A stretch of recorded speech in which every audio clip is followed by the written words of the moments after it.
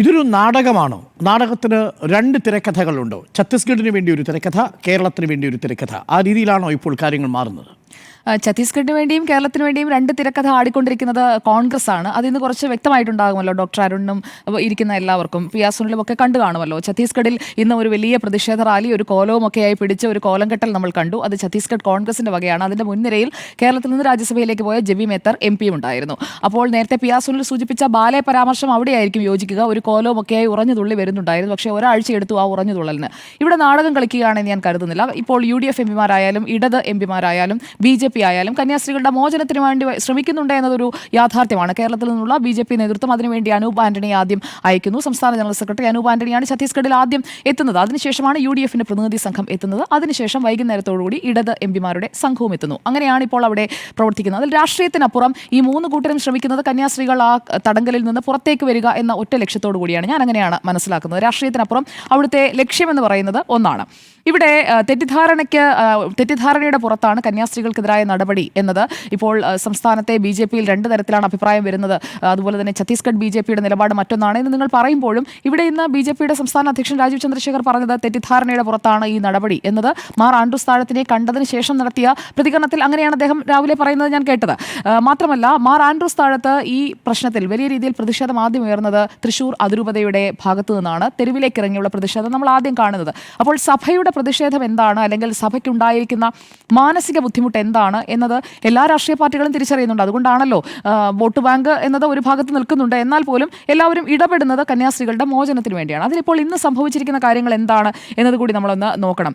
ഇന്ന് NIA കോടതിയിലേക്ക് വരുമ്പോൾ അമിത്ഷാ കഴിഞ്ഞ ദിവസം നടത്തിയ സംഭാഷണത്തിൽ പറഞ്ഞെന്താണ്, NIA കോടതിയിലേക്ക് ഈ കേസ് പോകേണ്ട സാഹചര്യം എന്താണ് എന്നതാണ്. കാരണം NIAക്ക് വിടേണ്ട സാഹചര്യമില്ല എന്നത് മനസ്സിലാക്കിക്കൊണ്ടാണ് പറയുന്നത്. മാത്രമല്ല ഹൈക്കോടതിയിൽ ജാമ്യാപേക്ഷ നൽകും, അല്ലെങ്കിൽ ഹൈക്കോടതിയിലേക്ക് മൂവ് ചെയ്യും എന്നതാണ് ഇന്ന് രാവിലെ വരെ നമ്മളെല്ലാം പ്രതീക്ഷിച്ചിരുന്നത്. പക്ഷേ NIA കോടതിയിലേക്ക് പോകാൻ സെഷൻസ് കോടതിയിൽ നിന്ന് പറഞ്ഞു. അതുകൊണ്ട് NIA കോടതിയിലേക്ക് ഈ ജാമ്യാപേക്ഷയുമായി പോകാൻ കന്യാസ്ത്രീകളുടെ അഭിഭാഷകൻ തീരുമാനിക്കുകയായിരുന്നു. അല്ലെങ്കിൽ അങ്ങനെ ഒരു നിയമോപദേശമാണ് അവർക്ക് കിട്ടിയത്. NIA കോടതിയിലേക്ക് വന്നു കഴിഞ്ഞപ്പോൾ ഇന്ന് കന്യാസ്ത്രീകൾക്ക് വേണ്ടി ഹാജരായ അഡ്വക്കേറ്റ് അമൃതോ ദാസിന്റെ മുൻ അഡ്വക്കേറ്റ് ജനറൽ, അദ്ദേഹത്തിന്റെ പ്രതികരണം ഇന്ന് നമ്മുടെ പ്രതിനിധി അടക്കം അവിടെ നിന്ന് പ്രേക്ഷകരിലേക്ക് എത്തിക്കുന്നുണ്ടായിരുന്നു. അദ്ദേഹം തന്നെ പറയുന്നത് കോടതിയുടെ തീരുമാനം നാളെ ജാമ്യം നൽകുന്ന തീരുമാനമായിരിക്കും. അങ്ങനെ പറയുന്നത് BJPയുടെ നേതാക്കളൊന്നുമല്ല, കന്യാസ്ത്രീകൾക്ക് വേണ്ടി ഹാജരായ അഭിഭാഷകനാണ്. അഭിഭാഷകനെ വെച്ചത് BJPയും അല്ല, സഭയുടെ ഭാഗത്തു നിന്ന് തന്നെയാണല്ലോ കന്യാസ്ത്രീകൾക്ക് വേണ്ടി അഭിഭാഷകനെ വെച്ചത്. അപ്പോൾ അഡ്വക്കേറ്റ് അമൃതോദാസ് പറയുന്നതാണ് ഞാൻ ഈ കാര്യത്തിൽ വിശ്വാസത്തിൽ എടുക്കുന്നത്. മാത്രമല്ല പ്രോസിക്യൂഷൻ ഇന്ന് കോടതിയിൽ പറഞ്ഞ കാര്യങ്ങൾ ഈ കേസ് ഡയറിയിൽ ഉള്ള കാര്യങ്ങളാണ്. അതായത് കേസ് എടുക്കുമ്പോൾ അവിടെ കൃത്യമായി ഈ റെയിൽവേ പോലീസ് സംസ്ഥാന സർക്കാരിന്റെ കീഴിൽ വരുന്ന റെയിൽവേ പോലീസാണ്. അവരുടെ നമ്മുടെ ഇവിടുത്തെ പോലെ RPF അല്ല, അവരുടെ റെയിൽവേ പോലീസിന്റെ കൃത്യമായി അവരവിടെ ഈ കേസ് എടുത്തതിനെ കുറിച്ച് പറയുന്നുമുണ്ട്. എങ്ങനെയാണ് ഈ കേസ് എടുത്തത്, FIR ഇട്ടത്, അതുപോലെ തന്നെ ഛത്തീസ്ഗഡ് റിലീജിയസ് ഫ്രീഡം ആക്ട് അതടക്കം ചുമത്തിയത് എങ്ങനെയാണ് എന്നതൊക്കെ ഈ കേസ് ഡയറിയിൽ പറയുന്നുമുണ്ട്. ഗവൺമെന്റ് റെയിൽവേ പോലീസ് GRP എന്നതാണ് അവിടുത്തെ ഇപ്പോൾ ഈ അറസ്റ്റ് ചെയ്തിരിക്കുന്ന റെയിൽവേ പോലീസിന്റെ പേര്. അപ്പോൾ GRP ഛത്തീസ്ഗഡ് സർക്കാരിന്റെ നിയന്ത്രണത്തിലാണ്. അപ്പോൾ പ്രോസിക്യൂഷൻ ഇന്ന് കേസ് ഡയറിയിലെ കാര്യങ്ങളെല്ലാം കോടതിയിൽ അവതരിപ്പിക്കുകയാണ്. അതോടൊപ്പം അന്വേഷണം, നേരത്തെ സൂചിപ്പിച്ചതുപോലെ അന്വേഷണം പ്രാഥമിക ഘട്ടത്തിലാണ് എന്ന് പറയുന്നു. അവിടെ ഈ അഡ്വക്കേറ്റ് അമൃതോദാസ് പറഞ്ഞ പ്രധാനപ്പെട്ട ഒരു സ്റ്റേറ്റ്മെന്റ് നിങ്ങളൊക്കെ മറന്നുപോയതായിരിക്കാം, ഞാനത് കേട്ടതുകൊണ്ട് അതുകൂടി സൂചിപ്പിക്കാമെന്ന് വെച്ചു. പ്രോസിക്യൂഷന് ഒറ്റയടിക്ക് പിന്തുണയ്ക്കാനാവില്ല. അഡ്വക്കേറ്റ് അമൃതദാസിനെയാണ് ഞാൻ കോട്ട് ചെയ്യുന്നത്. അമൃതദാസ് പറഞ്ഞത് കേസ് അന്വേഷിക്കാൻ കൂടുതൽ സമയം വേണമെന്ന് പ്രോസിക്യൂഷൻ ആവശ്യപ്പെട്ടു. കന്യാസ്ത്രീകൾ ക്രിമിനൽസ് അല്ല എന്ന് കോടതിയിൽ ഞങ്ങൾ പറഞ്ഞു. ആ ക്രിമിനൽസ് അല്ല എന്ന് പറയുമ്പോൾ അതിനെ പ്രോസിക്യൂഷൻ ഒരു തരത്തിലും ഖണ്ഡിക്കുന്നില്ല. വാദത്തിൽ ഒരിടത്ത് പോലും കന്യാസ്ത്രീകൾ ക്രിമിനലുകളാണ് എന്ന് അവർ പറയാൻ ശ്രമിച്ചിട്ടില്ല. മാത്രമല്ല കന്യാസ്ത്രീകളുടെ അഭിഭാഷകൻ അഡ്വക്കേറ്റ് അമൃതദാസ് വാദിക്കുന്ന കാര്യങ്ങളെ പ്രോസിക്യൂഷൻ അവിടെ ഖണ്ഡിച്ചിട്ടുമില്ല. ഒരു തരത്തിലുമുള്ള ക്രിമിനൽ പശ്ചാത്തലം ഇല്ലാത്തവരാണ്, ഭരണഘടനാ മൂല്യങ്ങൾ മാനിച്ച് കന്യാസ്ത്രീകൾക്ക് വേഗത്തിൽ ജാമ്യം കിട്ടണം.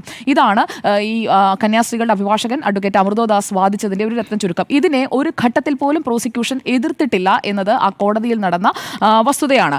മാത്രമല്ല ഈ കന്യാസ്ത്രീകളുടെ ജാമ്യത്തെ എതിർക്കുമ്പോൾ കേസിൽ അന്വേഷണം നടക്കുന്നു, പ്രതികളെ പുറത്തുവിടാൻ കഴിയില്ല, തെളിവുകൾ സമാഹരിക്കുന്ന സമയം സാക്ഷികളെ സ്വാധീനിക്കാൻ സാധ്യതയുണ്ട്. ഇതൊരു ജനറലൈസ് ചെയ്യുന്ന, അല്ലെങ്കിൽ എല്ലാ കേസുകളിലും പറയുന്ന ഒരു വാദം തന്നെയല്ലേ. കേരളത്തിലായാലും ഇന്ത്യയുടെ BNS നിലനിൽക്കുന്ന, BNS ഇപ്പോൾ IPCയിൽ നിന്ന് മാറി BNSലേക്ക് വരുമ്പോൾ അതനുസരിച്ച് എടുക്കുന്ന എല്ലാ കേസുകളിലും പ്രോസിക്യൂഷൻ വാദിക്കുന്ന ഭൂരിഭാഗം എന്ന് പറയും. ശരി, 90% കേസുകളിലും ഒരു 10% നിങ്ങൾ എക്സെപ്ഷൻ വെച്ചോളൂ. ആ 10% ഇത് പെട്ടില്ല എന്നത് മാത്രമായിരിക്കും ഡോക്ടർ അരുണിന്റെ വാദം. താങ്കൾ അതിലേക്ക് വന്നോളൂ. താങ്കൾ അത് സമ്മതിച്ചു. ആ 10% അമിത്ഷാ പറഞ്ഞ ഈ കേസില്ല.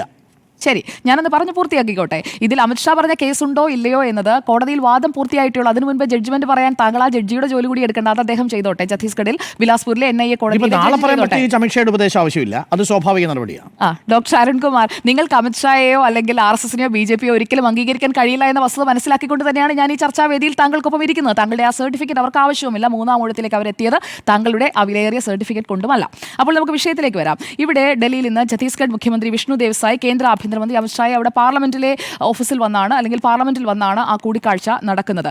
അതിനുശേഷം അദ്ദേഹം പറഞ്ഞ കാര്യം എന്താണ്? നിയമത്തിന്റെ വഴിക്ക് പോകുമെന്നതാണ്. അതായത് ആ നിയമപ്രകാരം ഈ കോടതിയിലേക്ക് വരുമ്പോൾ പ്രോസിക്യൂഷൻ ഒറ്റയടിക്ക് പോയി ഇങ്ങനെ പറയും, അങ്ങനെ പ്രതീക്ഷിക്കേണ്ട കാര്യമൊന്നുമില്ല. പ്രോസിക്യൂഷൻ അവരുടെ നിലപാട് പറയുന്നു. പക്ഷേ എന്നാൽ കന്യാസ്ത്രീകൾ അഭിഭാഷകന്റെ വാദത്തെ ഖണ്ഡിച്ചിട്ടില്ല എന്ന് ആ അഭിഭാഷകൻ പറയുകയാണ്. അഡ്വക്കേറ്റ് അമൃതോദാസ് പറയുന്നതെങ്കിൽ നിങ്ങൾ വിശ്വാസത്തിലെടുക്കൂ. നിങ്ങളല്ലാതെ രാഷ്ട്രീയ കണ്ണോടുകൂടി അത് നോക്കാൻ നിന്ന് കഴിഞ്ഞാൽ നിങ്ങൾക്ക് അത് മാത്രമേ കാണാൻ സാധിക്കുകയുള്ളൂ. ബെയിൽ ആപ്ലിക്കേഷനിൽ അങ്ങനല്ല. ബെയിൽ ആപ്ലിക്കേഷൻ വന്നപ്പോൾ ഇവർ പറഞ്ഞത് പറയാനുള്ള കാര്യങ്ങളെല്ലാം കൃത്യമായി പറഞ്ഞിട്ടുണ്ട്. എന്താണ് പറഞ്ഞത്?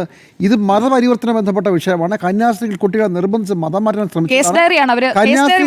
ഇത് തുടർച്ചയായി ഇത് കന്യാസ്ത്രീകൾ തുടർച്ചയായി ചെയ്യുന്നതാണ്. താങ്കളിപ്പോൾ സൂചിപ്പിക്കുന്നത് കേസ് ഡയറിയിലെ ഭാഗങ്ങൾ അവിടെ വാദമായി ഉന്നയിച്ചു. ആദ്യം കേസ് ഡയറി കൊണ്ടുവന്നില്ല. ഒരു കേസ് കോടതിയിൽ കേസിന് പോകണം, കേസ് ഡയറി കൊണ്ടുവന്നില്ല, പോയി എടുത്തോണ്ടിരാൻ പറഞ്ഞു. അത് കഴിഞ്ഞിട്ട് വാദിച്ചിട്ട് ഇതൊരു വളരെ വൈകാരിക വിഷയമാണെന്ന് ഇവർ സ്ഥിരമായി ഇത് ചെയ്യുകയാണെന്ന് പറഞ്ഞു. എന്നിട്ട് പറയുകയാണ് പ്രോസിക്യൂഷനെ എതിർത്തില്ല. ഇത് പറഞ്ഞാൽ പോരെ? ഞാൻ അഡ്വക്കേറ്റ് അമൃതോദാസിനെ, അതായത് കന്യാസ്ത്രീകളുടെ അഭിഭാഷകനെയാണ്, സഭയടക്കം വിശ്വാസത്തിലെടുക്കുന്നത് അഡ്വക്കേറ്റ് അമൃതോദാസ് പറഞ്ഞ കാര്യം തന്നെയാണ് ഞാൻ ഇവിടെ കോട്ട് ചെയ്തത്. പ്രോസിക്യൂഷൻ ഞങ്ങളുടെ വാദത്തെ എതിർത്തു തന്നെയാണ് പറഞ്ഞത്. ഞങ്ങളുടെ വാദത്തെ എതിർത്തു എന്നതല്ല, ഞങ്ങൾ അതായത് കന്യാസ്ത്രീകൾ ക്രിമിനൽസ് അല്ല എന്ന് കോടതിയിൽ ഞങ്ങൾ പറഞ്ഞു. ഇതിനെ പ്രോസിക്യൂഷൻ കന്യാസ്ത്രീകൾ ക്രിമിനൽസ് ആണോ നിർബന്ധിത മതപരിവർത്തനം ക്രിമിനൽ ആക്ടിവിറ്റിയുടെ ഗണത്തിൽ വരുന്ന കാര്യമാണ്. ക്രിമിനൽസ് വേറെ, ഇത് വേറെ. കേസ് NIA കോടതിയിലേക്ക് വിടണമെന്ന് ഛത്തീസ്ഗഡ് സർക്കാർ എന്തിനാണ് സെഷൻസ് കോടതിയിൽ ആവശ്യപ്പെട്ടത്? സെഷൻസ് കോടതിയിൽ നിന്ന് ഈ NIA കോടതിയിലേക്ക് വിടുന്നത് അത് നിയമപരമായി നിൽക്കുന്നതല്ല എന്ന് കേന്ദ്ര ആഭ്യന്തരമന്ത്രി പറഞ്ഞത് ദില്ലിയിൽ ഉണ്ടായിട്ട് PR സുനിൽ അറിഞ്ഞില്ല എന്നാണ്. ഛത്തീസ്ഗഡ് സർക്കാർ ഛത്തീസ്ഗഡ് സർക്കാർ സെഷൻസ് കോടതിയിലല്ല പറയേണ്ടത്. ഛത്തീസ്ഗഡ് സർക്കാർ അറിയിക്കേണ്ടത് കേന്ദ്ര ആഭ്യന്തര മന്ത്രാലയത്തെയാണ്. അങ്ങനെയാണ് ആ നിലപാടിനെ കേന്ദ്ര ആഭ്യന്തരമന്ത്രി തന്നെ അത് ശരിയല്ല എന്ന് പറഞ്ഞല്ലോ. NIA കോടതിയിലേക്ക് ബെയിൽ ആപ്ലിക്കേഷനായി മൂവ് ചെയ്തത് കന്യാസ്ത്രീകളാണ്. ഹൈക്കോടതിയിലേക്ക് മൂവ് ചെയ്യുന്നതിന് പകരം കന്യാസ്ത്രീകൾ, അതായത് PR സുനിൽ, ഞാനൊന്ന് പൂർത്തിയാക്കിക്കോട്ടെ. താങ്കളുടെ ടേൺ കഴിഞ്ഞു. അപ്പോൾ ഞാൻ പറഞ്ഞു വന്നത്, ഇവിടെ ജാമ്യം ലഭിക്കുക അതാണ് ഇതിൽ പ്രധാനപ്പെട്ട കാര്യം. നിങ്ങൾക്ക് ഇതിൽ ഈ കേസിൽ രാഷ്ട്രീയ ലാഭം ഉണ്ടാക്കാനായി വേണമെന്നുണ്ടെങ്കിൽ നിങ്ങൾക്ക് ഒരു 150 ചർച്ചകൾ വേണമെങ്കിലും നടത്താം. നിങ്ങൾക്ക് BJPയെയും കേന്ദ്ര സർക്കാരിനെയും ഇതിനുവേണ്ടി ആത്മാർത്ഥമായി ഇടപെടുന്ന ആളുകളെയും ഒക്കെ അപമാനിക്കുകയും പരിഹസിക്കുകയും ഒക്കെ ചെയ്യാം. അങ്ങനെ പറഞ്ഞാലും അഡ്വക്കേറ്റ് അമൃതോദാസ് എന്ന് പറയുന്നത് ഈ കന്യാസ്ത്രീകൾക്ക് വേണ്ടി ഹാജരായ അഭിഭാഷകനാണ്. അദ്ദേഹം അവിടെ നിന്ന് PR സുനിൽ അസ്വസ്ഥനാകാതിരിക്കൂ. ഞാനൊന്ന് പൂർത്തിയാക്കട്ടെ. താങ്കൾക്ക് പറയാമായിരുന്നല്ലോ.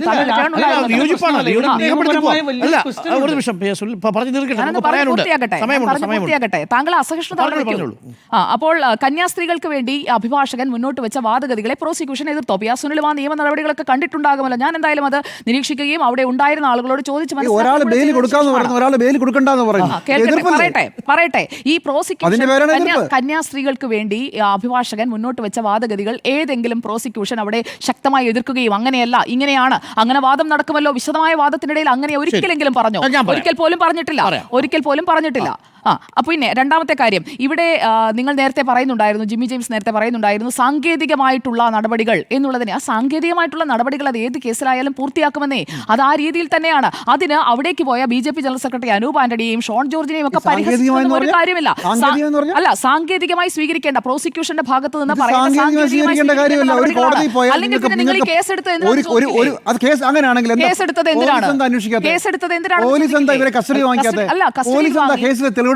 കസ്റ്റഡിയിൽ വാങ്ങി ചോദ്യം ചെയ്യണോ അല്ലെങ്കിൽ തെളിവെടുക്കണോ എന്നതൊക്കെ ഛത്തീസ്ഗഡ് പോലീസ് എടുക്കേണ്ട തീരുമാനമാണ്. ഞാനൊന്ന് പറഞ്ഞോട്ടെ.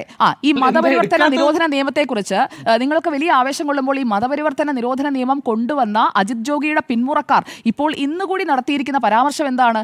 ഈ നിയമം കുറച്ചുകൂടി സ്ട്രോങ് ആക്കുകയോ അല്ലെങ്കിൽ ഈ നിയമത്തിൽ കുറച്ചുകൂടി മാറ്റങ്ങൾ വരുത്തുകയോ ചെയ്യണമെങ്കിൽ ഇപ്പോഴത്തെ BJP സർക്കാർ ചെയ്യണമെന്നാണ് ദീപക് ബൈജ് പറയുന്നത്. അതാണ് അവിടെ ഈ നിയമം കൊണ്ടുവന്ന കോൺഗ്രസിന്റെ വക്കാലത്ത് നമുക്ക് കാര്യമില്ല. അല്ല, നിങ്ങൾക്ക് കോൺഗ്രസിനെ കുറ്റം പറയാനും പറ്റില്ലല്ലോ. അതെന്താ കോൺഗ്രസിന് കൈയടിച്ചല്ലേ ശീലം. അതെന്താ ഞാനത് പറഞ്ഞോട്ടെ. പറയുകയും ചെയ്യും, പറഞ്ഞിട്ടുമുണ്ട്. അതെ. എന്നിട്ടാണ് ഈ കാര്യത്തിൽ കോൺഗ്രസിന്റെ അല്ല, ഇരട്ടത്താപ്പുണ്ടല്ലോ. അല്ലല്ല, ഇവിടെ ബാലെ നാടകം എന്നൊക്കെ പി ആർ സുനിൽ പറഞ്ഞല്ലോ, വലിയ ബാലെ എന്നൊക്കെ പറഞ്ഞാണ് ഇവിടെ പരിഹസിച്ചത്. അപ്പോൾ ബാലെ ശരിക്കും ഇവിടെ കളിച്ചുകൊണ്ടിരിക്കുന്നത് ഇന്ത്യ മുന്നണിയിൽപ്പെട്ട കോൺഗ്രസ് തന്നെയാണ്. കോൺഗ്രസിന്റെ ബാലെ നല്ല രീതിയിൽ ഇന്ന് മറ്റേ കോലമൊക്കെ ആയിട്ട് വന്നിട്ടുള്ള ബാലയാണ്. ആ ബാലെ സുനിൽ കാണില്ല. കുറേ ദിവസം സുനിൽ ഒരു ഭാഗത്തേക്ക് മാത്രമേ നോക്കൂ. അരമനകൾ കയറി ഇറങ്ങുന്നു. അതാണ് പോയെന്ന് വരും ഓട്ടമൊന്നുമല്ല. ചവിട്ടുനാടകമാണ്. ക്രിസ്ത്യാനികളെ അപമാനിച്ചോളൂ, അപമാനിക്കല ജയിലിൽ പിടിച്ചിട്ടേക്ക് കന്യാസ്ത്രീകളെ, 2 കന്യാസ്ത്രീകളെ. ഞാൻ പറയട്ടെ, ആ സംസ്ഥാനത്ത് കോൺഗ്രസ് സർക്കാർ കൊണ്ടുവന്ന നിയമത്തിന്റെ അടിസ്ഥാനത്തിൽ അതെ, ആ നിയമത്തിന്റെ അടിസ്ഥാനത്തിൽ ഹ്യൂമൻ ട്രാഫിക്കിംഗ് കേസ്. ശരി, ഞാനത് പറഞ്ഞോട്ടെ. NIA കോടതിയിൽ ഹ്യൂമൻ ട്രാഫിക്കിംഗ് ആണ് വന്നിരിക്കുന്നത്. പക്ഷേ കേസ് എടുത്തിരിക്കുന്ന FIR-ൽ വന്നിട്ടുള്ള കാര്യമാണ് ഞാൻ പറഞ്ഞത്. NIA കോടതി മതപരിവർത്തനമുണ്ടോ? NIA കോടതിയിലേക്ക് ട്രാൻസ്ഫർ ചെയ്ത് അതിൽ മനുഷ്യക്കടത്തുള്ളത് ഈ കേസിൽ ഫസ്റ്റ് FIR താങ്കൾ വായിച്ചിരുന്നു. അത് വായിച്ചു. പിന്നീടാണ് ഹ്യൂമൻ ട്രാഫിക്കിംഗ്. ആ ഹ്യൂമൻ ട്രാഫിക്കിംഗ് കഴിഞ്ഞിട്ട് പിന്നീടാണ് മതപരിവർത്തനം, പിന്നീടാണ് 152. 2 ഘട്ടമായിട്ടാണ് അതിനകത്ത് കേസ് ചാർജ്. സെഷൻസ് കോടതി പോയി NIA-യിലേക്ക് മാറ്റി. അതാണ് എന്റെ ചോദ്യം അടിസ്ഥാനമായിട്ട്. അപ്പോൾ അതില്ല എന്ന് പ്രൂവ് ചെയ്യപ്പെടണം ഡോക്ടർ അരുൺ. താങ്കൾക്ക് ഒരു ബേസിക് നോളജ് ഇല്ലേ? ആ ബേസിക് നോളജ് വെച്ചാൽ ചോദിക്കുന്നത് ഒറ്റ കാര്യമുള്ളൂ എനിക്ക് സുജിയോട് ചോദിക്കാനുള്ളത്. ഈ കേസിൽ എന്തുകൊണ്ടാണ് ഈ ഫസ്റ്റ് ഇൻസ്റ്റൻസിൽ തന്നെ ഞങ്ങൾക്ക് ജാമ്യം കൊടുക്കുന്നതിന് എതിർപ്പില്ല എന്ന് പ്രോസിക്യൂഷൻ പറയാതിരുന്നത് അവരെ മറ്റ് ഘടകങ്ങൾ സ്വാധീനിക്കുന്നുണ്ടാകും. അതായത് ഛത്തീസ്ഗഡ് പോലീസ് എടുത്ത കേസാണ്, റെയിൽവേ പോലീസ് കൈമാറിയ GRP കൈമാറിയ കേസാണ്. അതിലപ്പോൾ ഇതുപോലെയുള്ള സംഭവങ്ങൾ നേരത്തെ നാരായൺപൂർ അടക്കമുള്ള ഇടങ്ങളിൽ സംഭവിച്ചിട്ടുണ്ട്. അപ്പോൾ അതുപോലെയുള്ള ഒരു കേസാണ് എന്ന് അവർക്ക് അന്വേഷിച്ച് ബോധ്യപ്പെടണം. അല്ലാതെ ഒറ്റയടിക്ക് ഇത് മതപരിവർത്തനമല്ല, നിർബന്ധിത മതപരിവർത്തനമല്ല, മനുഷ്യക്കടത്തല്ല എന്ന് ഒറ്റയടിക്ക് സ്ഥാപിക്കാൻ കഴിയില്ല. ഞാൻ പറഞ്ഞോട്ടെ, കേരളത്തിലെ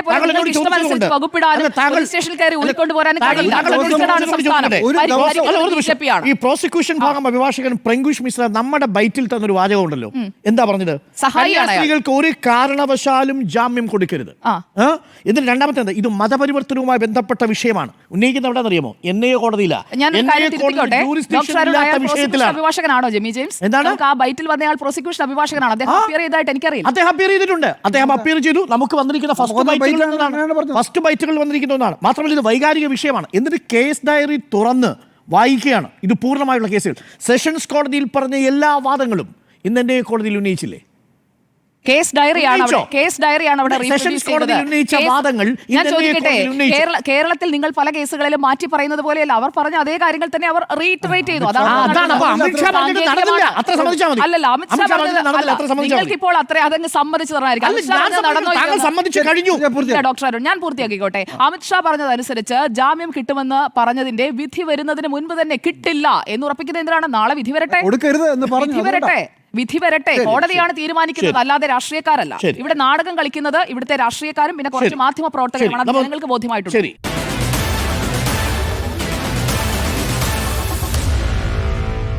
Meet the editors.